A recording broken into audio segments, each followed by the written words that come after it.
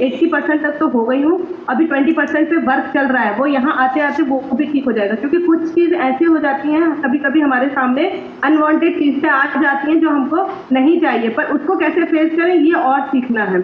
तो यहाँ पे आके बहुत सारी चीज़ें, जैसे सभी लोग बोलते हैं ना गिफ्ट में मिली है, तो वही मुझे गिफ्ट में यहाँ पे मिली हैं चीज़ें। वेट तो सेकेंडरी हो गया है क्योंकि मुझे धीरे धीरे हेल्थ इश्यूज, मतलब सांस फूलना जैसे कहते हैं कि स्नोफीलिया, मेरी मदर थी, तो वो धीरे धीरे चीज़ें मेरे अंदर आने लगी थी और वो मैं महसूस भी कर रही थी क्योंकि थोड़ा वेट बढ़ रहा था और मुझे चलने में भी प्रॉब्लम हो रही थी। तो मुझे लगा कि नहीं, मुझे अपने ऊपर वर्क करना चाहिए। तो मैं सपना, मेरी बचपन की दोस्त है, तो मैंने उससे पूछा कि उसका मैंने देखा स्टेटस कि तुमने कहाँ से किया, तब उसने मुझे यहाँ पे रास्ता यहाँ का दिखाया। तो मैंने बोला कि मुझे भी करना है, क्योंकि मैं वॉक तो मैं करती थी पर मैं डाइट फॉलो नहीं कर पाती थी, क्योंकि मुझे डाइट का अंदाजा ही नहीं था कि कैसे फॉलो करना, क्या खाना है, कितना खाना है। ये सब यहाँ आके सीखा और हेल्दी वेट लॉस किया। अब मैं सब कुछ खाती हूँ, 2 महीने से मैं अपने आइडियल वेट पे हूँ, सब कुछ खाती हूँ और अपना वेट एंजॉय कर रही हूँ। एंजॉय करते हुए अपने यहाँ पे सारी चीज़ें मैनेज कर रही हूँ। तो ये क्लब मिला मुझे, ये क्लब बहुत अच्छा है, ये क्लब मुझे पॉजिटिविटी देता है, ये क्लब मुझे बहुत ज़्यादा आगे बढ़ने के लिए एक ऐसा प्लेटफॉर्म है जहाँ पे मैं अपने आप को ग्रूम कर पा रही हूँ, अपने आप को अपलिफ्ट कर पा रही हूँ बहुत सारी चीज़ों में। यहाँ पे जो सेशंस होते हैं वो सेशंस इतने अच्छे होते हैं जो हम भी यहाँ पे नॉलेज, जो हम यहाँ पे पढ़ते हैं, यहाँ पे जो हम कोर्स कर रहे हैं, हम भी यहाँ पे कोर्स कर रहे हैं, वो कोर्सेज हम यहाँ पे सीखते हैं और फिर उसके बाद हम एग्जीक्यूट करते हैं, या फिर हम जो नॉलेज यहाँ पे, जैसे सपना मैम ने बताया ना कि हम लोग बुक से पढ़ते हैं, हम अपने यहाँ पे पढ़ाई करने के बाद यहाँ पे अपनी नॉलेज को एग्जीक्यूट करते हैं।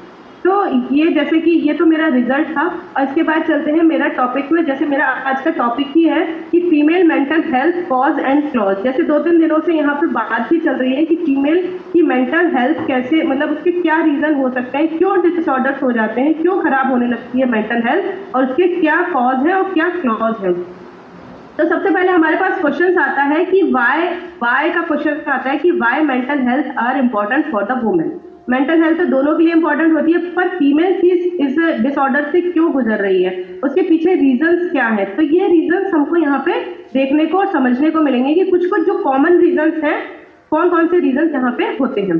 तो some mental health disorders are common in man than women, in women than man. Means कुछ मेंटल हेल्थ डिसऑर्डर्स ऐसे होते हैं जो मैन और वुमेन दोनों में कॉमन होते हैं, पर फीमेल्स में ज़्यादा देखने को मिलते हैं। क्यों देखने को मिलते हैं? क्योंकि वो बहुत सारी चीज़ें फेस कर रही होती हैं, जिसमें इंक्लूड होता है आपका एंजाइटी, आपका इमोशनल ईटिंग, आपका डिप्रेशन, एंजाइटी और आपका इमोशनल ईटिंग। ये होते क्यों हैं? ये हमको इसलिए होते हैं क्योंकि जो हमारे हार्मोनल चेंजेस होते हैं, क्योंकि फीमेल्स हार्मोनल चेंजेस उनके हर एक तो प्रेगनेंसी के टाइम पे हार्मोनल चेंजेस फेस करने पड़ते हैं, दूसरा होता है उनको मेंस्ट्रुएशन पीरियड्स के टाइम पे हार्मोनल चेंजेस होते हैं, और थर्ड आता है उनका मेनोपॉज के टाइम पर। तो ये जो पीरियड्स होते हैं, ये जो फेजेस होते हैं, इनको फेस करना हमको हर फीमेल को फेस करना ही पड़ता है, और इनको फेस करते करते ही चेंजेस, मतलब इनको फेस करने से ही चेंजेस आते हैं, देखा जाता है कि चेंजेस आते हैं। तो कॉमन मेंटल हेल्थ इश्यूज कौन कौन से होते हैं और कौन कौन से हम फेस करते हैं, जिसमें सबसे पहले हमारा आता है बायपोलर डिसऑर्डर। ये बायपोलर डिसऑर्डर क्या होता है? ये ऐसा मेंटल हेल्थ कंडीशन होती है जिसमें फीमेल्स के बहुत ज़्यादा मूड स्विंग्स होते हैं। वो बार बार उसकी ये हेल्थ कंडीशंस होती है ना, वो बार बार मूड स्विंग्स होते हैं, उसकी इमोशनली कंडीशन स्ट्रॉन्ग ना होकर वीक होने लगती है। तो ये बायपोलर डिसऑर्डर के अंतर्गत आता है। नेक्स्ट आता है pre menstrual disorder. Pre menstrual disorder तो जैसे हम सभी जानते हैं कि हर महीने ही हमको फेस करना पड़ता है, फीमेल्स को हर महीने ही फेस करते हैं। और वो लड़कियां जिनको स्टार्ट 13-14 साल की लड़कियां जब स्टार्ट होता है, उनको ये पेन बहुत ज़्यादा फेस करना पड़ता है, क्योंकि वो उनके लिए सब चीज़ नई होती है, उनके अंदर हार्मोनल चेंजेस वैसे भी हो रहे होते हैं, और ये वाला फेजेस जब आता है तब उनके अंदर या तो स्टमक में पेन होगा, एब्डोमेन में पेन होगा, पैरों में पेन होगा, और मूड स्विंग्स, चिड़चिड़ापन उनके में देखने को मिलेगा। तो ये प्री मेंस्ट्रुअल होते हैं जिसमें थकान या फिर चिड़चिड़ापन, अनिद्रा जैसे स्लीप डिसऑर्डर्स हो जाते हैं, या फिर हमको एंग्रीनेस, हमको गुस्सा आता है, चीज़ें करने में हमको गुस्सा आता है, हमारा मन नहीं लगता कि हम ये सब क्यों करें, हमको मन जब अच्छा नहीं होता, पेन होता है, तो हम ये सारी चीज़ें नहीं कर पाते। तो ये प्री मेंस्ट्रुअल डिसऑर्डर्स के अंतर्गत आता है। नेक्स्ट होता है एंजाइटी और डिप्रेशन। एंजाइटी और डिप्रेशन ये बहुत कॉमन चीज़ है और ये हमको देखने में मिलती है 3 रीजन से। सबसे पहले आता है होपलेस, दूसरा है वर्थलेस और तीसरा है हमारा हेल्पलेस। जब होपलेस होते हैं, ये तीनों ही कारण एंजाइटी को एक मेजर रीजंस होते हैं। होपलेस कैसे होपलेस कि हम सारी चीज़ें, जैसे अगर हम मैरिज के बाद फीमेल्स की ही बात, क्योंकि यहाँ पे फीमेल्स ज़्यादा है, फीमेल्स की ही बात करूंगी। और फीमेल अगर जब हम शादी के बाद आते हैं तो एक रीज़न होता है कि एक्सपेक्टेशंस लोगों की होती हैं, वो सारी चीज़ें हम करते करते आगे बढ़ते हैं। होपलेस ऐसे होता है कि अगर हम जो काम कर रहे हैं, अगर हम सही चीज़ें कर रहे हैं तब तो ठीक है, अगर किसी ने उस चीज़ के लिए हमको बोला कि नहीं अरे ये तो तुमने सही नहीं किया है, तो फिर बार बार टोकने से या बार बार चीज़ें वो आपके ऊपर लाने से, तो हमको ये एक मतलब ये सोचिए कि एक वो आने लगता है, अपने अंदर गिल्ट होने लगता है, यार ये हम तो कर ही नहीं पा रहे, ये हम सही नहीं कर पा रहे। तो वो सारी चीज़ें हमको एक डिप्रेशन या फिर चीज़ें एंजाइटी जैसी लगने लगती है, जिसमें काम में बार बार वो काम आप सही कर रहे हो पर वो गलतियां होने लगेंगी आपसे, वो सारी चीज़ें आप करते हुए भी गलत करने लगोगे। चिंता ज़्यादा होगी उस काम को करने के लिए, आपके अंदर बार बार चिंता होगी, मैं सही कर रही हूँ कि नहीं कर रही हूँ, क्योंकि आप करते सही हो पर आपके अंदर वो कॉन्फिडेंस नहीं आएगा। कोई बार बार आपको वही चीज़ अगर आप सही कर रहे हो, कोई बार बोलेगा अरे यार ये तुमने कैसे करा, अरे ये तुमने कैसे किया, तो आपका भी कॉन्फिडेंस लूज होने लगेगा कि ये मैं सही कर भी रही हूँ कि नहीं कर रही हूँ। दूसरा चिड़चिड़ापन भी स्टार्ट होने लगेगा कि मैं तो सारी चीज़ें अच्छे से कर रही हूँ, ये वर्थ है जो अभी तक जैसे ये वर्थलेस कैसे कि हम सबके लिए, अगर हमारे घर में कोई भी फैमिली मेम्बर बीमार हो जाए तो हम सारा मतलब फीमेल्स सारी चीज़ें मतलब पूरा अटेंशन या पूरी सारी चीज़ें उनके ऊपर लगा देते हैं। बट जब हम बीमार होते हैं तो हमारा भी ये उम्मीद होती है कि मतलब हमारी भी केयर हो, हमको भी कोई दवाई दे, पानी देते हैं, पर एक दिन देंगे फिर दूसरे दिन से अरे अब तो ठीक हो गया, अब तो तुम बाकी काम पे चलो। पर हम क्या करते हैं, अगर हमारे घर में कोई और फैमिली मेम्बर बीमार होता है तो हम पूरा घर उठा लेते हैं उनकी सेवा करने में। तो ये चीज़ें हमको पिंच करती हैं, ये चीज़ें हमको डिप्रेस करती हैं, एंजाइटी का कारण होती है कि अरे हम तो दूसरों के लिए करते पर दूसरे हमारे लिए जब हम बीमार होते तो नहीं कर पाते। तो ये वाला रीज़न भी कई बार देखने को मिलता है कि डिप्रेशन का रीज़न बन सकता है। लोगों को फेस नहीं कर पाते, जब डिप्रेस्ड होते हैं तो लोगों को फेस करने में हमको अच्छा नहीं लगता या फिर हम उनको फेस करने में कतराते हैं। नेक्स्ट आता है कि eating disorders. Eating disorders are very common in the man on the women. दोनों में ही डिसऑर्डर्स होता है पर फीमेल्स में ज़्यादा देखा जाता है, क्योंकि जब वो इमोशनली वीक हो जाती हैं तो जो भी चीज़ अच्छी लगती है वो एक्सेस खा लेती हैं। एक्सेस खाना, एक्सट्रीम खाना और लो खाना, दोनों ही खाने में ये जो दोनों ही खाना, एक्सट्रीम खाना और लो खाना, both are not healthy for the women well being. They are not healthy for the women well being. क्योंकि क्या है, एक्सट्रीम जब हम खाते हैं, क्योंकि जब हम इमोशनल ईटिंग्स करते हैं तो हमको पता नहीं लगता, पता चला जो चीज़ हमको रसगुल्ले अच्छे लगे हम 2-4 खा गए, उससे हमारा वेट बढ़ा, हमारी शुगर बढ़ी, सारी चीज़ें हमारी इंक्रीज होती गई। तो ये सारी चीज़ें हमारे अंदर आ जाती हैं इमोशनली ईटिंग के अंतर्गत कि ज़्यादा भी खाना और लो खाना। जब हमारा मन है तब भी हम डिप्रेस हुए, हमारा मन गुस्से में होते हैं, फिर हम कहते हैं हमें भूख नहीं है, हम नहीं खाएंगे, तो वो ये हम खाना छोड़ देते हैं। तो ये लो खाना और एक्सट्रीम खाना both are very harmful for the women और द मैन। मैन तो कम करते हैं, वुमेन ज़्यादा करती हैं ये सारी चीज़ें, क्योंकि वो ये सारी चीज़ें फेस कर रही होती हैं, क्योंकि अंदर हार्मोनल इश्यूज भी होते हैं, हार्मोनल चेंजेस भी होते हैं जो वो फेस कर रही होती हैं। अब यहाँ पे आता है कि factor affecting female mental health. कौन कौन से फैक्टर अफेक्ट करते हैं वुमेन्स की हेल्थ पर? तो चलिए ये 2 वर्ड आते हैं, एक तो आता है अफेक्ट और एक आता है इफेक्ट। दोनों में स्पेलिंग्स बिल्कुल सही सेम है पर मीनिंग्स बहुत चेंजेस है। तो चैट बॉक्स में कोई हमको बताएगा क्या अफेक्ट और इफेक्ट में एक लाइन में कि क्या डिफरेंस होता है, AFF ECT और EFF, क्योंकि है प्रोनाउंसिएशन दोनों का सेम, अफेक्ट और इफेक्ट दोनों में क्या डिफरेंस है? तो कोई बता पाएगा क्या एक लाइन में कि अफेक्ट और इफेक्ट क्या होता है? एक लाइन में लिख के बताएगा क्या कि what is the difference between affect और इफेक्ट?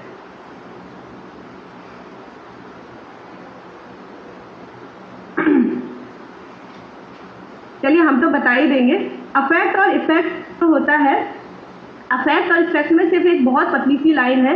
अफेक्ट का मतलब होता है चेंजेस और इफेक्ट का मतलब होता है रिजल्ट ऑफ चेंजेस। मीन्स जो हमने चेंज किया और उसका क्या असर आया। तो ये एक बहुत पतली सी लाइन है, पर इफेक्ट और इफेक्ट दोनों में इतना कहने को इतना ही अंतर है, पर बहुत बड़ा अंतर है कि चेंजेस और रिजल्ट ऑफ चेंजेस। तो सबसे पहले इसमें देखना पड़ता है कि कौन से फैक्टर अफेक्ट करते हैं। सबसे पहले आता है social pressure and expectations. Social pressure कैसे कि दूसरों की एक्सपेक्टेशन हमसे क्या है।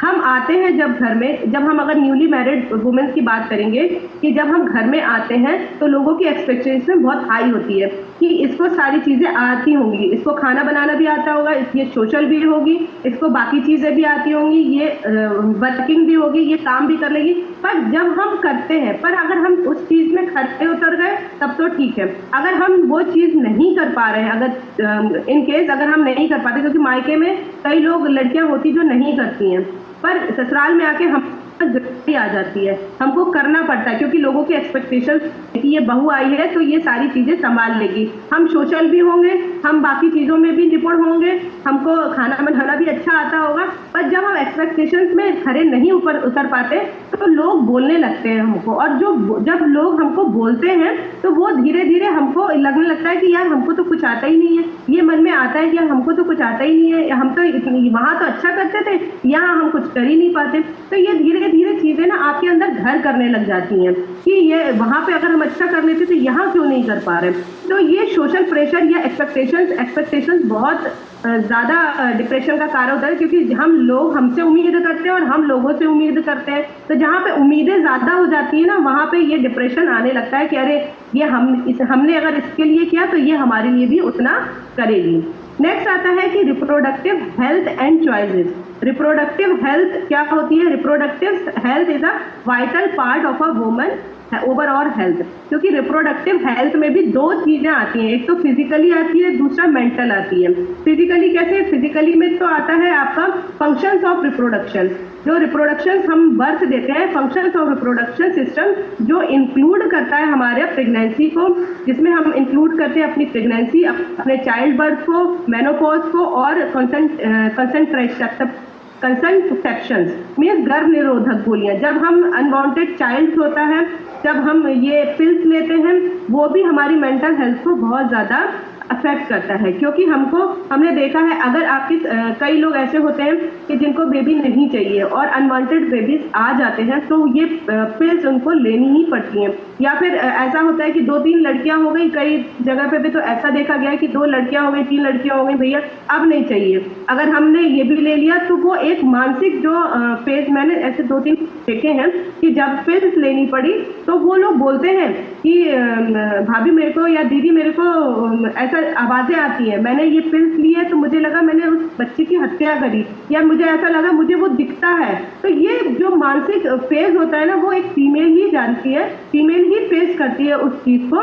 तो ये बहुत ज्यादा मेंटल प्रेशर आ जाता है इस फीमेल्स के ऊपर कि जब हम ये सारी चीजें करते हैं। तो फिजिकली हेल्थ हमारी तभी डिसऑर्डर, फिजिकली हेल्थ तभी डिस्टर्ब होती है क्योंकि हम वहाँ पे 9 मंथ जो हार्मोनल चेंजेस, जो अंदर ही अंदर हार्मोनल चेंजेस, एक बेबी को बर्थ देना बहुत बड़ा प्रोसेस होता है। और ये फीमेल्स जानती हैं कि 9 महीने वो कितना संभल के और कितनी सारी चीजें फेस करती हैं। कभी उनको मूड स्विंग्स होंगे, कभी अच्छा लगता है, कभी कुछ खाने का मन करता है, कभी चिड़चिड़ापन आता है, और कभी बहुत सारी चीजें होती हैं कि हमको सारी चीजें अच्छी लगने लगती। तो ये मूड स्विंग्स बार बार फीमेल्स फेस करती हैं। उसके बाद आता है कि मेंटल, जब हम ये फिजिकली फेस कर रहे होते हैं बेबी, तो मेंटल हेल्थ इसके साथ साथ हमारी डिसऑर्डर्स होने, अगर सब चीज़ें सही हैं तो ठीक है, अगर कोई चीज़ गड़बड़ होती है या कुछ गलत होता है तो वो मेंटल हेल्थ हमको, इमोशनली हेल्थ हमको डिस्टर्ब करती है। बेबी को बर्थ दिया, अब उसको हम कैसे केयर करें, उसको कितना सपोर्ट करें, उसको अच्छे से अच्छा एनवायरनमेंट कैसे दें। एक यूनिवर्सल ट्रुथ है कि बच्चे को माँ ही संभालेगी, माँ ही सब कुछ करेगी। माँ सब कुछ करती है, पर अगर कोई चीज़ गलत हो जाती है तो वो उसकी जिम्मेदार भी माँ ही होती है। अच्छा का क्रेडिट आपको कोई नहीं देगा, अगर कोई चीज़ गलती होती है तो उसका क्रेडिट भी आपको ही जाता है कि आपने ऐसा नहीं किया, आपने। तो ये मेंटल हेल्थ, ये हमको एक अंदर ही अंदर खाया जाता है कि यार हम तो सब कुछ अच्छा कर रहे हैं, फिर गलत कैसे हो गया। तो ये सारी चीज़ें मिलकर धीरे धीरे डिसऑर्डर्स के रूप में पनपने लगती है हमारे अंदर, क्योंकि हम किसी से कह नहीं पाते। फीमेल्स में सबसे बड़ी ये एक कमी होती है कि वो अपनी बात एक्सप्रेस नहीं कर पाती, किसी को बोल नहीं पाती, अंदर ही अंदर घुटती रहेगी, अंदर ही अंदर सोचती रहेगी, पर वो एक्सप्रेस नहीं कर पाएगी। तो ये हमारा फिजिकली और मेंटली दोनों हेल्थ को डिसऑर्डर्स के रूप में एक चीज़ें हमारी पनपती जाती हैं। नेक्स्ट आता है कि career and work life balance. Career और वर्क लाइफ को बैलेंस करना, हम अपना कैरियर सारा छोड़कर, हम जब मैरिड होती है, हम अपनी लाइफ कैरियर को छोड़कर हम जब गृहस्थ आश्रम में आते हैं तो हम भी ये एक्सपेक्ट करते हैं कि सारी चीज़ें हमारे मतलब अकॉर्डिंगली हमारे अकॉर्डिंग भी चले। और हम अगर जब लाइफ गृहस्थ आश्रम मतलब मैरिड लाइफ को और कैरियर को हम जब बैलेंस नहीं कर पाते, अगर बैलेंस हो गया तब तो वेल एंड गुड, और अगर बैलेंस नहीं हुआ तो वो सारी चीज़ें, क्योंकि हम भी पढ़ के फीमेल्स भी हम भी पढ़ के आए हैं, हमने भी डिग्रियां ली हैं, जब वो सारी चीज़ें हमारे अकॉर्डिंग नहीं हो पाती, हम काम करने बाहर नहीं जा पाते, या फिर सिर्फ हम एक आध साल तो हमको लगता है, पर जब हम घर गृहस्थी और चूल्हे चकली में ही फंस जाते तो हमको एक डिप्रेशन या फिर हमको अजीब लगता है, यार हमने भी तो पढ़ाई करी है, हम भी तो काम नहीं कर पा रहे। तो वो सारी वर्क फ्रॉम होम हो तब तो ठीक है, पर हम अगर बाहर नहीं जाके काम कर पा रहे तो ये एक कैरियर और वर्क लाइफ में बैलेंस कराना बहुत मुश्किल हो जाता है, तब ये डिप्रेशन का एक कारण बनने लगता है। नेक्स्ट आता है कि हार्मोनल फ्लक्चुएशंस। हार्मोनल फ्लक्चुएशंस कैसे कि हार्मोनल नेचुरली फ्लक्चुएट करते हैं इन वेरियस लाइफ स्टेज पर। वेरियस लाइफ स्टेज कैसे, जैसे प्रेगनेंसी में, मोनोपोज में और मेंस्ट्रुएशन में ये फ्लक्चुएट होते ही हैं। कभी एब्डोमेन्स में पेन होता ही है जो हम हर महीने फेस करते हैं, या फिर मूड स्विंग्स के रूप में। साथ साथ ये हमारा सर्टेन मेडिकल कंडीशंस को भी खराब करती है। अगर पेन, मैंने तो एक दो ऐसे भी देखा कि उनको इतना पेन होता है कि वो लोग फिर पिल्स भी लेते हैं इसके चक्कर में। 3 दिन उनके लिए बहुत ज़्यादा, कहना चाहिए नर्क जैसे हो जाते हैं कि उनको इतना ज़्यादा फ्लो भी होता है, इतना ज़्यादा पेन भी होता है। तो ये सारी चीज़ें, और उसके बाद भी फिर उनको काम करना पड़े या उनको जिम्मेदारी करनी पड़े, तो वो चीज़ें हमको एक डिप्रेशन के रूप में सामने दिखने लगती हैं कि भाई मेरी भी फिजिकल कंडीशन सही नहीं है, मेरा भी मानसिक इस समय मेंटल कंडीशन सही नहीं है, तो मैं अपने आप को कैसे संभालूं। तो ये धीरे धीरे, अगर वो नहीं बोल पाती किसी से, तो ये धीरे धीरे हमारा रीजन बनने लगता है। नेक्स्ट आता है कि ये सारी चीज़ें तो कॉज थी, अब हमें ये साइंस कैसे दिखेंगे कि हमारे अंदर ये सारी चीज़ें डेवलप हो रही हैं। तो उसके लिए सबसे पहले तो देखना होता है कि मूड स्विंग्स, हमारे मूड स्विंग्स कैसे होने लगते हैं, हमारे मूड स्विंग्स होने लगते हैं। दूसरा आता है कि चेंजेस ऑफ एपेटाइट, हमारी भूख कैसी है, हमारी भूख और स्लीप, एपेटाइट और स्लीप, हमारी भूख, हमारी नींद, हमारी प्रॉपर अगर नींद आ रही है तब तो ठीक है, अगर हम रात में जग रहे हैं, हमको नींद अच्छी नहीं आ रही है, तो ये किसी ना किसी डिसऑर्डर का रीज़न है।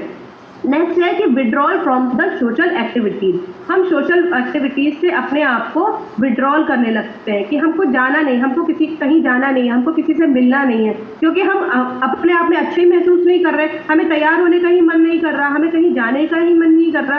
तो ये जब अगर ऐसा सिम्टम्स आपको दिखने लगे तो ये सोचिए कि कोई ना कोई डिसऑर्डर या कुछ ना कुछ आपके अंदर चल रहा है, तो हमको इसके लिए अवेयर हो जाना चाहिए। इंक्रीज स्ट्रेस और एंजाइटी, जब हमारे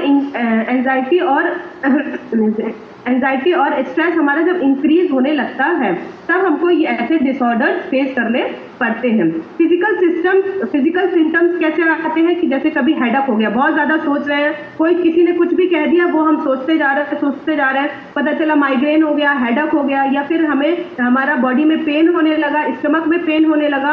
अगर फेजेस ये मेंस्ट्रुएशन फेज है तो ये वाले सारे सिम्टम्स हैं। ये सारे सिम्टम्स धीरे धीरे हमारा जो होते हैं डिसऑर्डर्स के रूप में, हमको ऐसा साइन समझ में आने चाहिए कि ये साइन है डिसऑर्डर्स के। सेल्फ डिस्ट्रक्टिव बिहेवियर, ये सबसे ज़्यादा खतरनाक रहता है जब हम अपने आप को डिस्ट्रक्ट करते हैं, मीन्स अपने आप को ही हम हानि पहुंचाने का काम करते हैं। कई बार हमने देखा है कि मेंटल प्रेशर इतना ज़्यादा हो जाता है कि लोग फीमेल्स अपने आप को ही नुकसान पहुंचाने लगती हैं। ये सारी चीज़ें तो कॉज और उसमें था। अब इसके लिए सपोर्ट, हमारा रिसोर्सेज क्या, हम इसको कैसे रिसोर्सेज का और कैसे सपोर्ट हम इसको दूर कर सकते हैं। सबसे पहले तो होता है कि मोबाइल ऐप, मोबाइल खराब है बच्चों के लिए, पर बहुत सारी चीज़ें हम लोग के लिए भी मोबाइल खराब है, क्योंकि नींद हम सोते समय मोबाइल देख रहे हैं या पूरे दिन मोबाइल पे घुसे हैं, तो वो गलत है। पर हाँ, कोई उसका जो दोनों ही हर सिक्के के दो पहलू होते हैं ना, वैसे ही होता है कि बेनिफिट भी होता है और उसका डिसबेनिफिट भी होता है। जैसे बेनिफिट कैसे, आप मेडिटेशन है, योगा है, ये आप ऐसे ऐप्स हैं, आप उसको डाउनलोड कर सकते हो और अपने आप को काम रख सकते हो। या फिर लोकल मेंटल हेल्थ प्रोफेशनल्स के पास जाकर, किसी भी लोकल प्रोफेशनल्स के पास जाकर आप अपने आप की काउंसलिंग भी करा सकते हो कि हमको ऐसे ऐसी चीज़ें सिम्टम्स आ रही हैं, ऐसी ऐसी चीज़ें लग रही हैं, हमारा मन नहीं लगता, बहुत मूड स्विंग्स होता है, तो इसके पीछे क्या रीज़न है। या फिर ऑनलाइन थेरेपी प्लेटफॉर्म, सबसे अच्छा ये प्लेटफॉर्म जैसे हमारा क्लब ही है, ये हमें ऑनलाइन थेरेपी ही दे रहा है कि हमारे सारी जो अभी मेंटल जो इश्यूज हो रहे हैं, उन सारी चीज़ों को दूर कर रहा है, उन सारी चीज़ों पर वर्क कर रहा है। तो ये एक ऐसा, या तो फिर कोई ऐसा प्लेटफॉर्म हम ज्वाइन कर लें जहाँ पे हमें बहुत सारी चीज़ें मेंटली जो हमारे ट्रॉमाज में हम गुजर रहे हैं, उन सब चीज़ों से निकालने में हमको हेल्प करें। नेक्स्ट आता है कि सेल्फ केयर हम स्ट्रेटजीज कैसे बनाएं।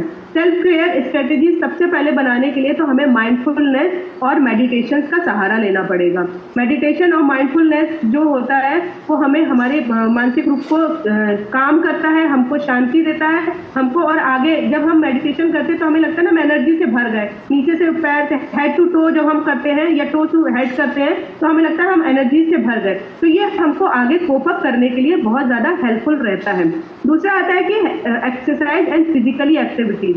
एक्सरसाइज और फिजिकली एक्टिविटीज को अपने साथ अपने दिनचर्या में शामिल करना। जैसे हम यहाँ पे मॉर्निंग में एक्सरसाइज करते हैं, शाम को करते हैं, तो वो हमको एक एनर्जी से भर देती है, एनर्जेटिक बनाए रखती है। तभी हम लोग 2 दिन में ही आके यहाँ बोलने लगते हैं हमें बहुत एनर्जी, क्योंकि हम यहाँ पे पानी अच्छे से पी रहे हैं, अपने ऊपर ध्यान दे रहे हैं, एक्सरसाइज फिजिकली एक्टिविटीज़ को हमने अपने दिनचर्या में शामिल किया।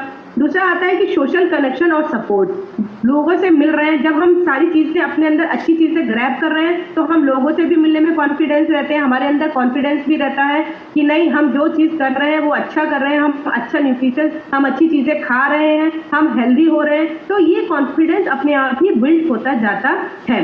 हेल्दी ईटिंग और न्यूट्रिशन की बात करें तो न्यूट्रिशन के लिए जो डाइट यहाँ पे आती है, या फिर हम जो पहले खा रहे होते हैं वो हम अपने हिसाब से खा रहे होते हैं, पर यहाँ पे आके हमें जो यहाँ पे डाइट मिलती है उसमें सारा प्रॉपर देखा जाता है, कितना न्यूट्रिशन है, कितना प्रोटीन है, कितना कार्ब्स है, कितना फैट मतलब फाइबर है, ये सारी चीज़ें मिलाकर ही हमको न्यूट्रिशन दिया जाता है। अगर ये सारी चीज़ें हमारी खाने से पूरी नहीं होती तो यहाँ पे सप्लीमेंट्स भी रिकमेंड किए जाते हैं। वो सप्लीमेंट्स ऐसे होते हैं जो फूड से पूरा नहीं होते हैं और हमारे ऊपर वर्क करते हैं और ज़्यादा अच्छी तरह से, क्योंकि वो प्लांट बेस्ड सप्लीमेंट्स है, उसमें कोई भी केमिकल नहीं है। तो ये बहुत अच्छा चीज़ें रहती हैं कि वो हम सारी चीज़ें लेते हैं, हम भी लेते हैं, हम अपने घर में भी दे रहे हैं, अपने बच्चे को भी डायनो दे रहे हैं। क्योंकि वो इसीलिए दे रहे हैं क्योंकि ये सारी चीज़ें हमारे बच्चे के लिए, ग्रोथ के लिए अच्छी है, हमारे ऊपर अच्छी है। क्योंकि हम अभी खाने से सही हो गए होते तो हम बीमारी नहीं पड़ते, हम बीमार नहीं पड़ते तो हमें ऐसा कोई क्लब की ज़रूरत ही नहीं पड़ती, या फिर कोई ऐसा चीज़ की हमें ज़रूरत ही नहीं पड़ती जहाँ हम जाकर अपने आप को सही करें। नेक्स्ट आता है relaxation session which will help you to promote your well being. Means ऐसे रिलैक्सेशन सेशन आपको अटेंड करने चाहिए, इसीलिए बोलते हैं कि क्लब में आइए या फिर कोई ऐसा session art of living join कीजिए, या फिर कोई ऐसे सेशन ज्वाइन कीजिए जहाँ पे आपको रिलैक्सेशन प्रोवाइड की जा सके। नेक्स्ट होता है कि इंगेज, जो सबसे इंपॉर्टेंट होता है, इंगेज इन हैबिट्स और इंटरेस्ट। अपने आप को हैबिट्स और अपने आप को किसी भी आपकी जो हैबिट्स हो या आपका इंटरेस्ट हो, चाहे लिसनिंग म्यूजिक हो, चाहे आपका रीडिंग हो, या फिर आपका डांसिंग हो, किसी भी ऐसी एक्टिविटी जो आपको अच्छी लगती हो, पेंटिंग हो, उसमें अपने आप को इन्वॉल्व करना। क्योंकि आप जब आप उसको अपने आप को उसमें इन्वॉल्व करोगे तो आपको वो खुशी देगा, आपके जो हैप्पी हार्मोन्स होंगे ना वो रिलीज होंगे, तो वो जो चीज़ें रिलीज होंगी ना तो आप काम और अच्छे से कर पाओगे। नेक्स्ट आता है कि ब्रेक करना है स्टिग्मा।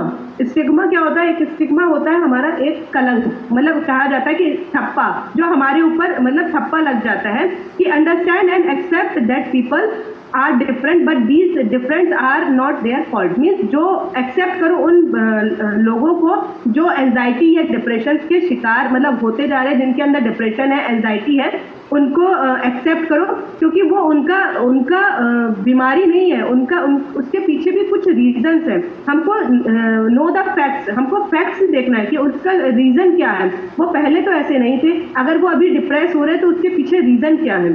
तो ये सारी चीज़ें रीजंस हमको देखनी चाहिए, हमको समझनी चाहिए और एजुकेट करना चाहिए दूसरों को कि नहीं, ये कोई डिफ़ॉल्ट नहीं आया हमारे साथ, कोई ये डिफ़ॉल्ट एंजाइटी नहीं आई है, डिप्रेशन फीमेल्स में बाय डिफ़ॉल्ट हम साथ नहीं लाए, ये धीरे धीरे करके ये धीरे हमारे अंदर हुआ है। हमको एजुकेट अपने आप को करना है और एजुकेट अदर्स, दूसरों को भी एजुकेट करना है कि नहीं भैया, ये हमारे साथ जो आया है इसके पीछे बहुत सारे रीजंस हैं। फोकस करना है हमको, फोकस ऑन द पॉजिटिविटी, अपने पॉजिटिविटी के ऊपर हमको फोकस करना है, क्योंकि ये पॉजिटिविटी पे जब हम फोकस करेंगे तो बाकी सारी चीज़ें हमारी सेकेंडरी होती जाएंगी और हम आगे बढ़ते जाएंगे। और सबसे बड़ा होता है कि beware your attitude and behaviour. अगर आप अपने एटीट्यूड और बिहेवियर में थोड़ा सा भी चेंजेस देख रहे हैं या ला रहे हैं, वो बहुत सारा मेजर थेरेपी का काम करता है। अगर आपने अपने अंदर अच्छी पॉजिटिविटी अंदर डाली, या फिर आपने अपने हेल्थ के ऊपर काम किया या अपने ऊपर काम किया, तो ये आपको अच्छी पॉजिटिविटी आपको मिलेगी यहाँ पर। और होता है चूज योर वर्ड, जैसे मैडम बोलती है ना कि हमको वर्ड बहुत चूज करने चाहिए। अगर जो चीज़ हम बोलेंगे बार बार वही सारी चीज़ें, हम बोलेंगे हम बीमार हैं तो हम बीमार ही होते जाएंगे। हम बोलेंगे हमारे पास पैसा नहीं है, जैसे मैडम बताती हैं, राखी मैम बताती है हमको रोज ही कि चूज योर वर्ड केयरफुली। तो वर्ड्स का जो सिलेक्शन होता है ना, वो हमको बहुत, हमें पहले हम बोलते ही रहते हैं, हम रोना रोते हैं, अरे मेरे पास तो पैसा ही नहीं है, अरे मेरे पास तो काम ही नहीं है। तो वो चीज़ें एक हर्डल के रूप में हमारे आती ही जाती हैं। तो चीज़ों को देखते हुए कि अपने वर्ड्स को कैसे हमको चूज करना है, ये हम यहाँ पे आके सीखते भी हैं, अफर्मेशन सीखते भी हैं कि पॉजिटिविटी के हम साथ आगे कैसे बढ़ें। ये सारी चीज़ें हमको यहाँ सिखाई जाती हैं। तो ये एक मेरा छोटा सा टॉपिक था जिसमें मैंने बताया कि कैसे कॉज है, कौन कौन से कॉज है, कौन कौन से कॉमन फैक्टर्स है और क्या चीज़ हम अपनाकर अपने आप को हेल्दी कर सकते हैं। तो थैंक यू सो मच सपना मैम, आपने मुझे चांस दिया, और राखी मैम आपका कि इतना अच्छा प्लेटफॉर्म आपने मुझे दिया। तो और सपना मैम मुझे इस क्लब में लेके आई, तो उनका बहुत तहे दिल से शुक्रिया कि मुझे ये प्लेटफॉर्म मिला। तो thank you so much and over to you.